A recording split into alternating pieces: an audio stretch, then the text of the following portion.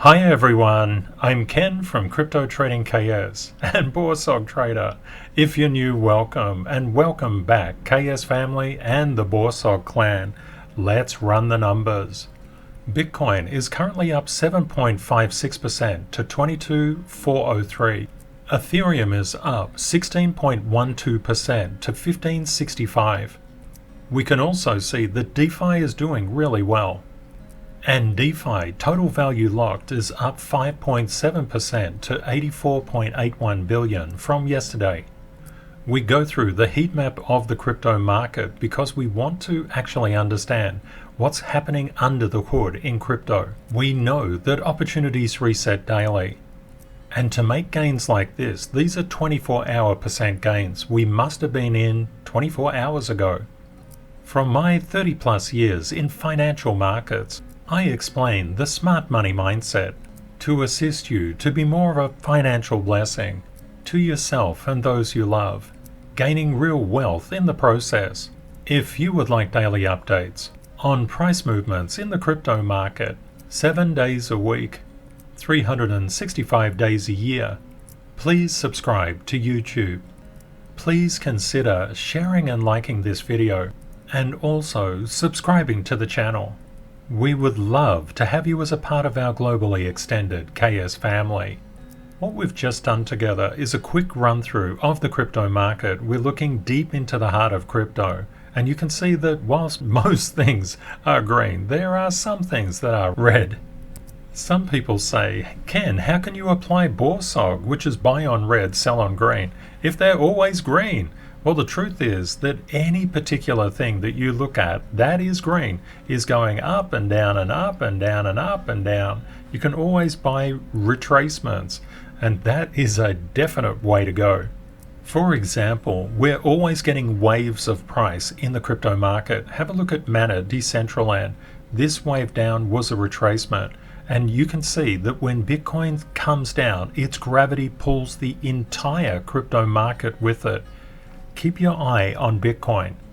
The CTKS Creed is priming us for profitability in the crypto market. Thank you, Flo. That's awesome.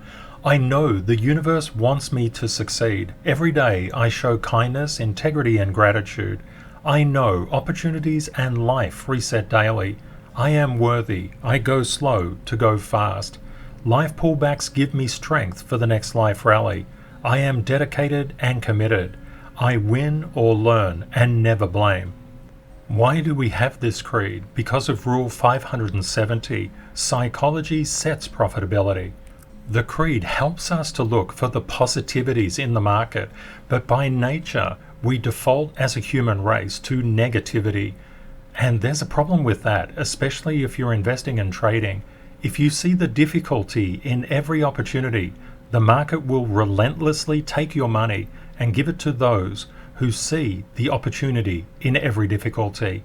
That's why we buy on red. Red represents difficulty, but for us, it's opportunity. And it's also about getting on the right side of the percentage. The reason that we always seek to learn instead of blame is because of Zone 1 and Zone 2. These are the lose money rule zones. They're absolutely horrible. This is where people just enter the crypto market and they expect they're going to do really well with not too much knowledge and not too much experience. It takes time to get experience and knowledge. That's why borsogging with coffee money is so powerful. Borsogging is in and out. It's a synchronization technique. It's an actual trading methodology that I invented to help you to synchronize in with the market. And why don't we blame? The problem with blame is it always pushes learning away from us, and it always keeps pain close to our heart. We don't want that. We want to make money in the crypto market, and we also want to be happy. To make money, we have to not blame, but learn. Have a lot of rules, have courage, see the opportunity when other people are running away from the dance floor. And of course, Zone 4 is always about mastering fear and creating worthiness and meaning. A really good example that I like to give people, for example, if somebody's in a relationship and it doesn't work out, they can blame the other person. And a lot of people do that. After all, the relationship didn't work. It's got to be somebody's fault, doesn't it? Well, maybe yes, maybe no. But the concept is it's always a break up. It's an upward movement, and the upward movement is just trying to realign your values to the next person, not the past person. But so many people who hold on to blame, because a lot of people think that blame is weakness. Blame is always a very big problem because it keeps you anchored in the past when you do it, and it's very human nature to blame. Unfortunately, in the crypto market, blame will cost you a fortune, and every single trader and investor who's been inside the market for any period of time has gone through the entitlement zone, the conflict zone, zone 2, and has progressed to zone 3 or zone 4. It's just normal. The reason that we focus on positive excellence is because it's the foundation of zone 3 and zone 4. It's kind of the positive things to look forward to in life, and happiness and meaning and worthiness are very, very important. You can be rich financially, but absolutely destitute emotionally, and that doesn't create a happy life.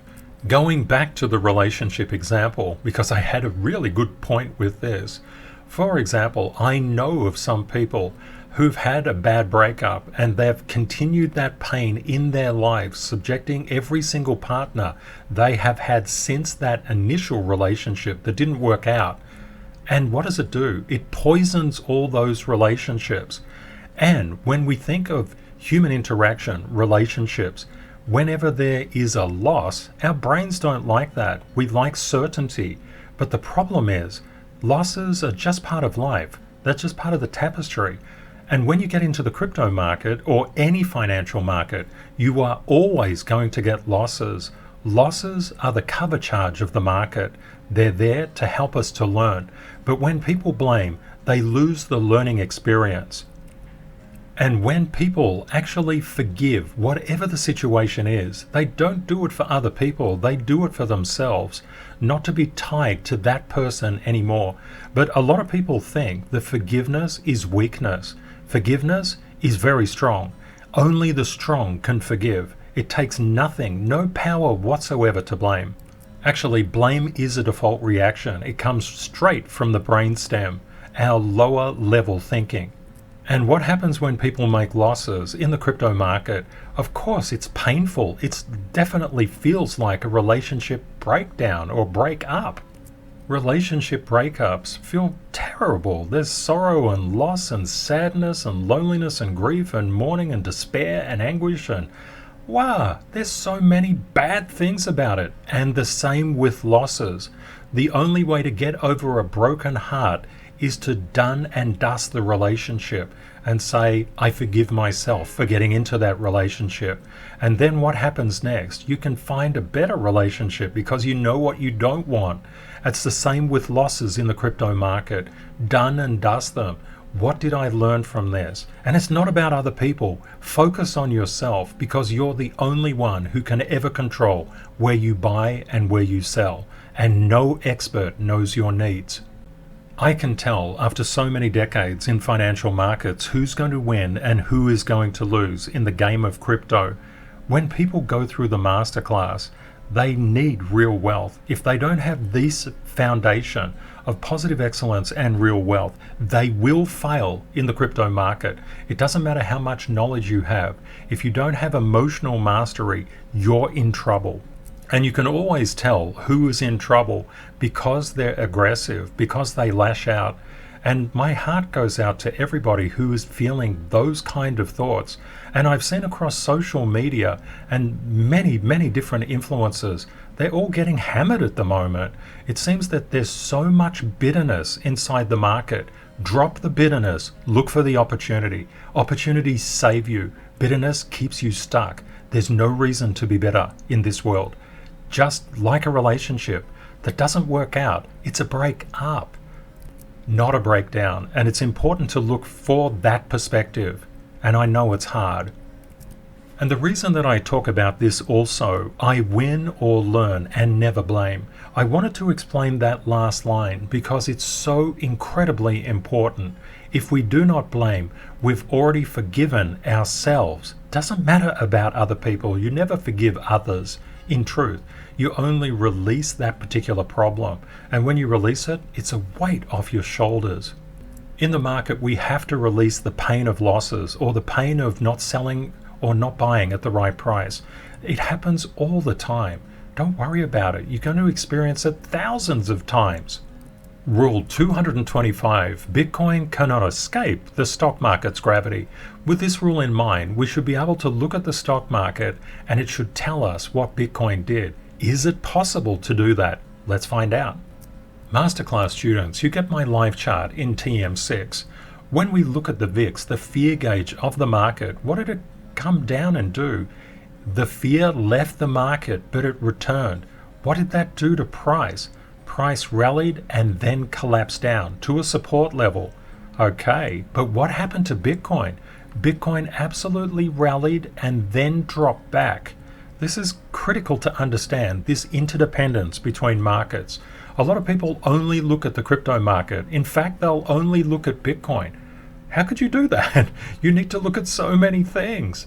Bitcoin is not just Bitcoin. Bitcoin is the amalgamation of the forces of multiple markets.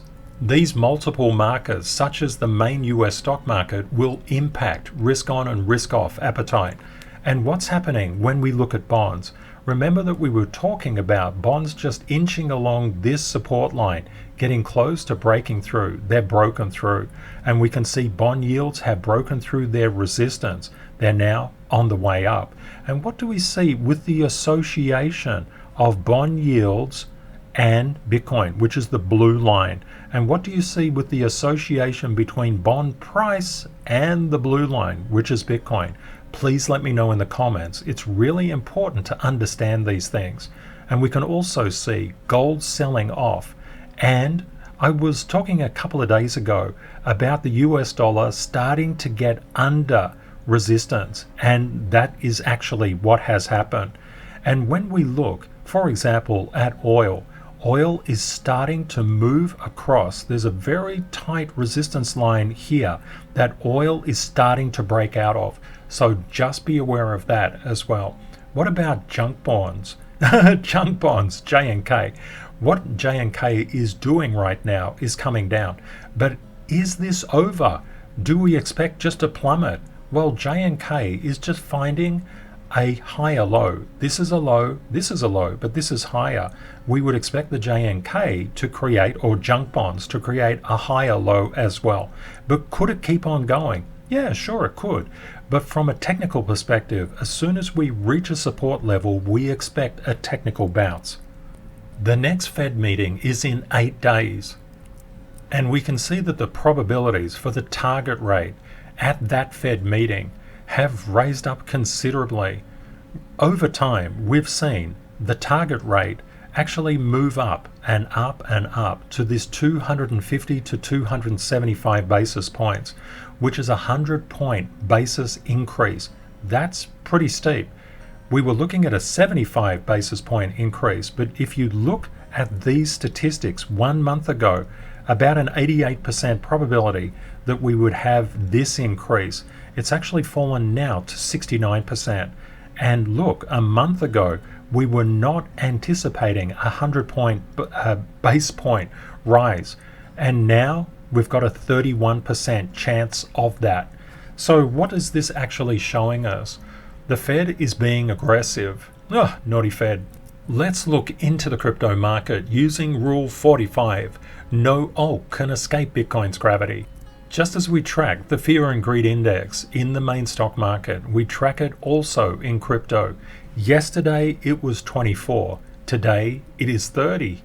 The only time in the past of this particular data set that we saw so much fear recently was in the sell-off from around March, where we had markets crash basically globally because of C-19 and a US liquidity crisis.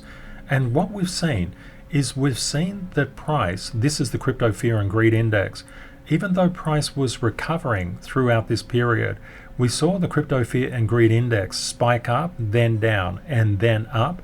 And I was explaining we could get something like this kind of behavior. Now, what would we anticipate based on, say, the C-19? Prices to go up, fear to leave the market. But what about in this case, where we saw the China miner exodus? what we actually saw is a spike up to this particular level. It went higher and then broke back. This one went higher and then stabilized. What about this particular one? This went higher and higher. What about what could happen here?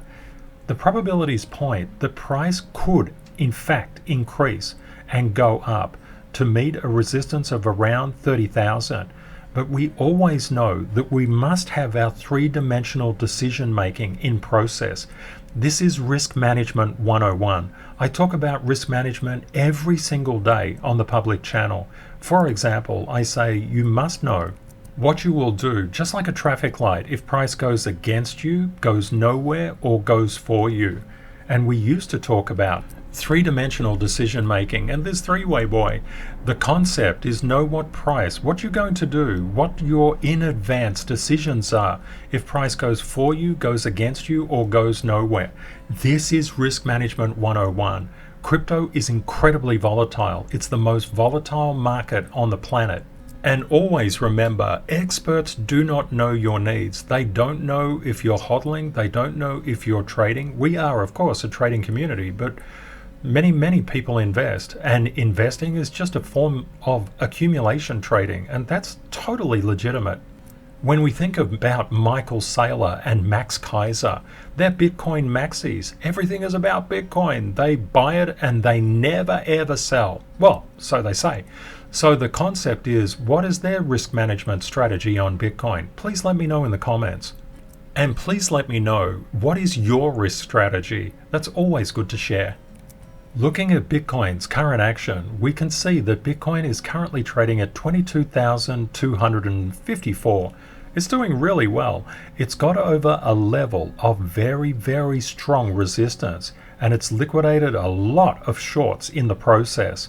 Many sellers were guarding this line up here around under E and between E and D, because we'd noticed it quite a few times before. Look at the strength of this particular punch up through this resistance line.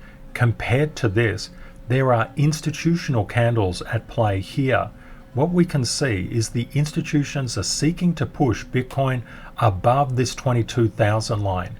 Will that hold? Will they dip it down again? Well, they could. And this is always on the cards. That's why you need your ANF strategy, your traffic light strategy, your three-dimensional decision making playing out at all times. One thing that helps us is this particular support line that was drawn through here is supporting the current price at the moment. And this is a very weak support line in terms of how support lines are drawn. And you'll learn all about support lines doing the CTKS method. But the concept is we overcame a level of resistance which now acted as support. This 22,000 could be acting as support as well. It's a little bit early to tell, but the favors on the probability side are for higher prices. But you must always be aware that institutions love to trap us. They love to turn around and say, nah, you were wrong and I'm going down. This is where you must have your three-pronged strategy, your three-dimensional decisions. For example, never ever go all in and more. I've always talked about this. I've spoken about it so many times with KS Zone analysis. Zone 1 and Zone 2 go all in and all out. Please do not do that.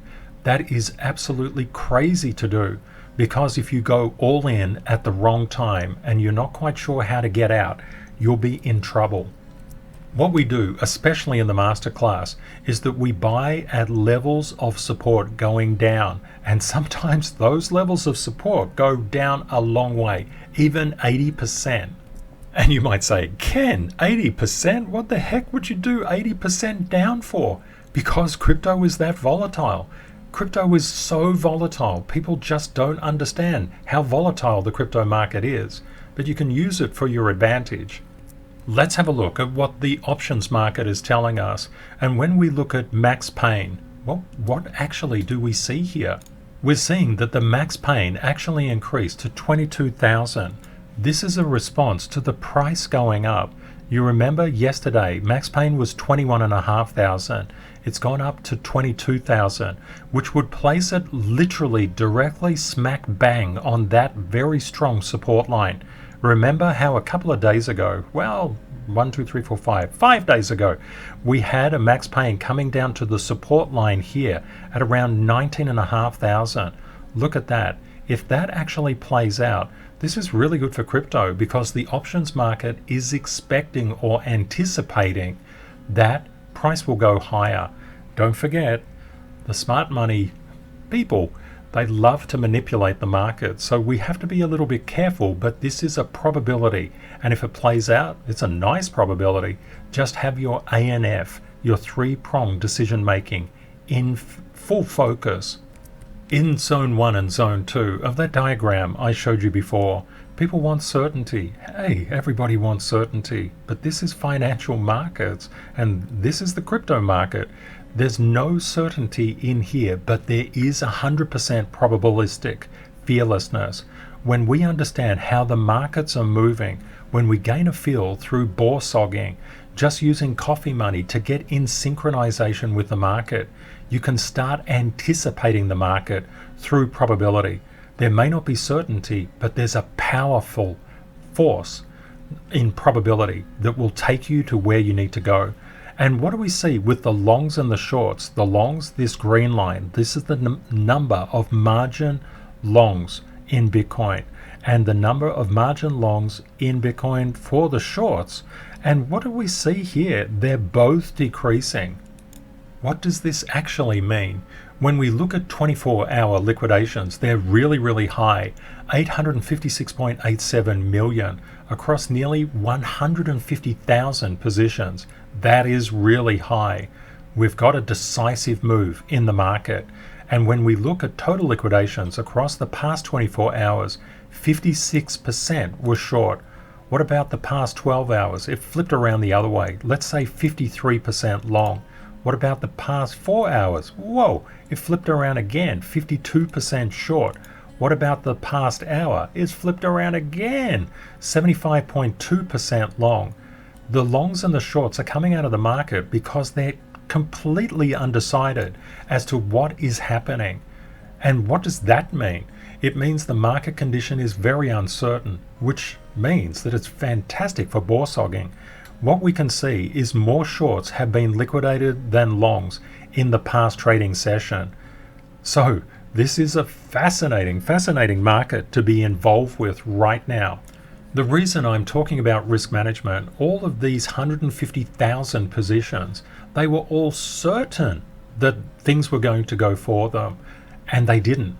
And this is what you find in crypto all the time. It's better to actually buy at spot.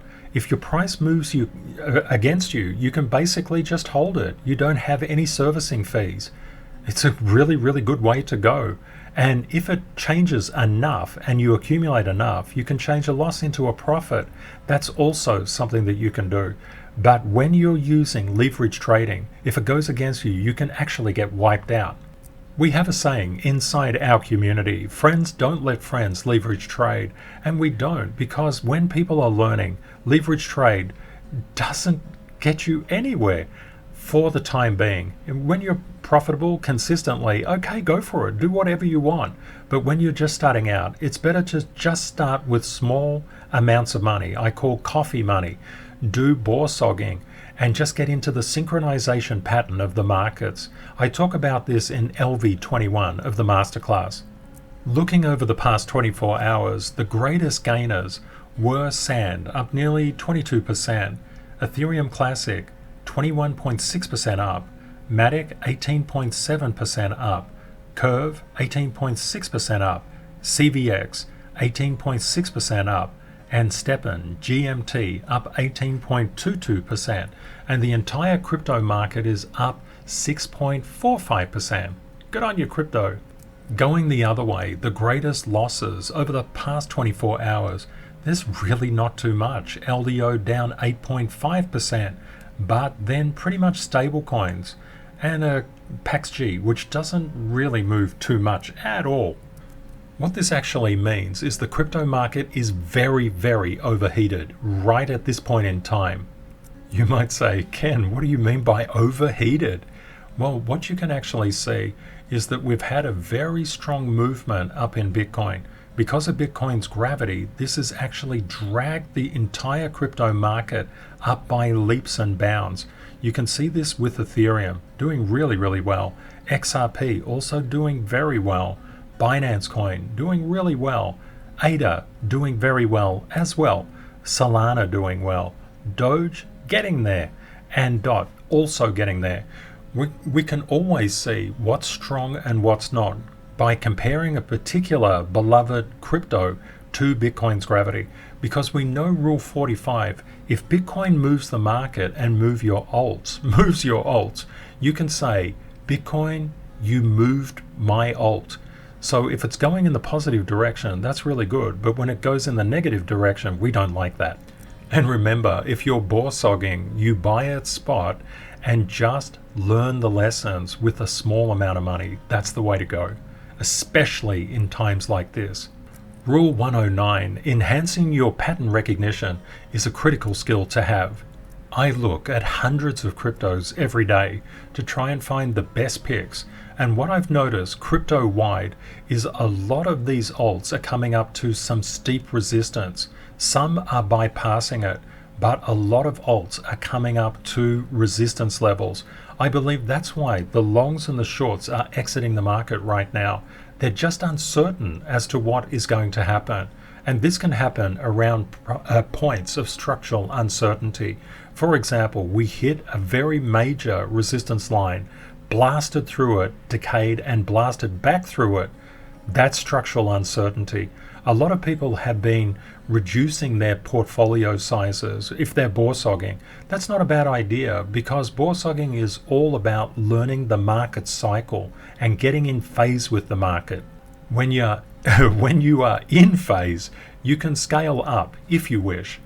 Let's have a look at Mana Decentraland.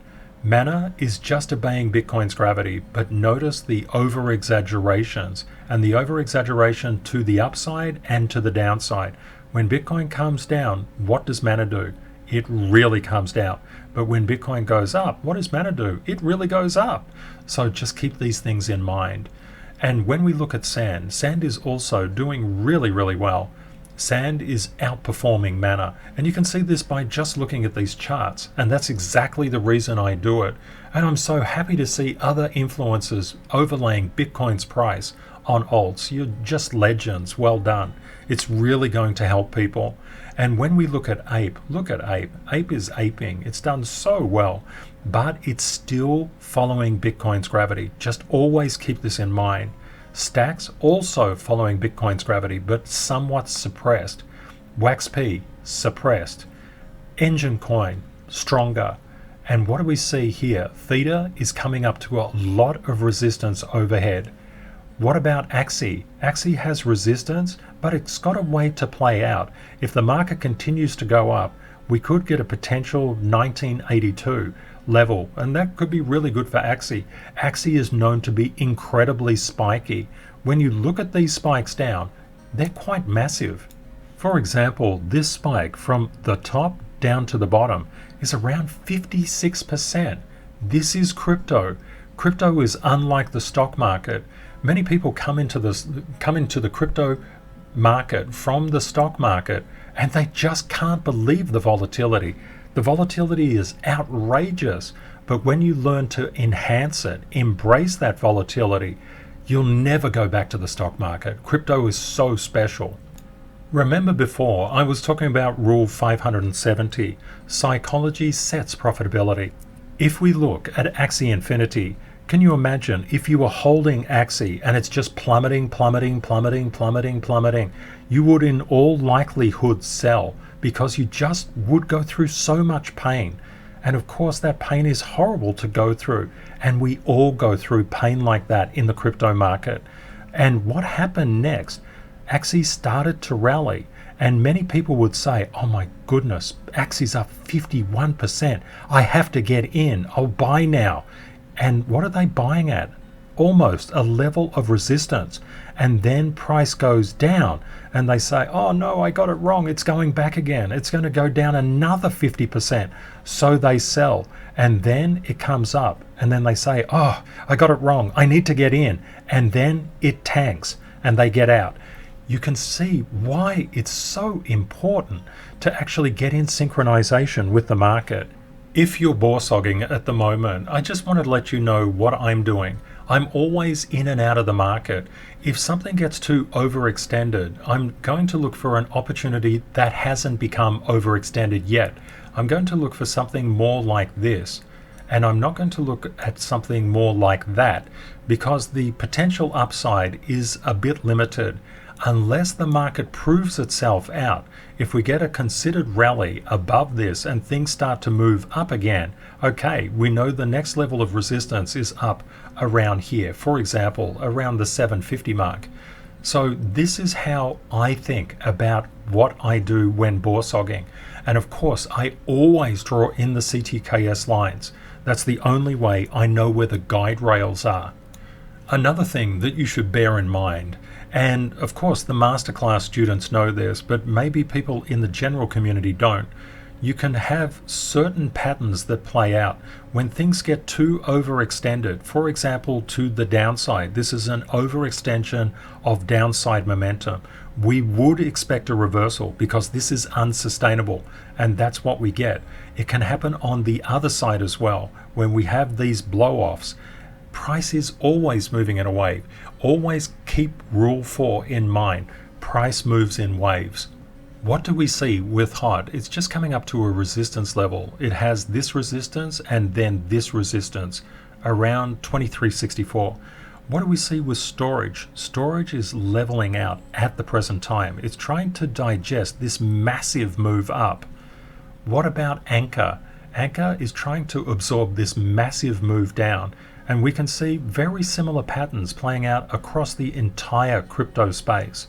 What about Seacoin? It's stronger than Bitcoin at the moment, and these spikes would indicate that it wants to go and party. It wants to get up there, and we can see Flux doing these spikes as well.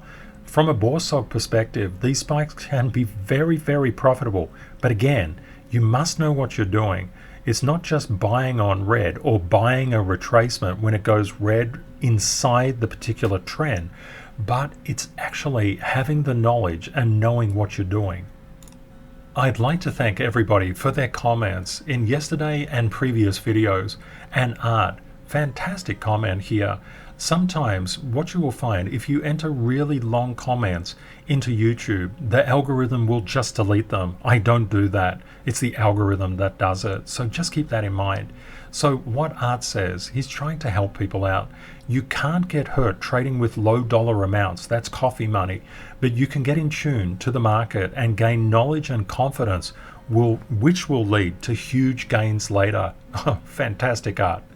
Art also suggests don't go short on the crypto market. Really, really important. And a really beautiful thing. Gratitude is looking at what you have and not what you don't have. Thanks so much for sharing, Art. Thank you also to Austin. I've been loving this Borsog market and don't want it to go away. Learning so much, and fear has been dissipating. Buy when it's red, down at support. Sell and don't be greedy. Rinse and repeat. I won't know what to do when the bull market begins. Beautiful comment. Thank you for sharing. Austin, that's excellent. And Gianluca said having the right mindset, that's the hardest. And it's so important that we always approach the crypto market with the right mindset. It's a mind game. And thank you, Darren, for reaching out. It's really nice to hear from you. Thank you for everything you do. You've helped change my mindset, and now I borsog without fear of missing out. You're a legend, Darren. Thank you also to Rajat. The way I acknowledge gratitude each day is by putting things into the right perspective. In this cosmos, our galaxy is a small happening. In the Milky Way, the solar system is a speck. In the solar system, planet Earth is a tiny speck. In that, my city is a micro speck. In that micro speck, I may be a big man. When I understand this perspective every morning, I can walk gently, humbly, and in gratitude every day, irrespective of profits or losses.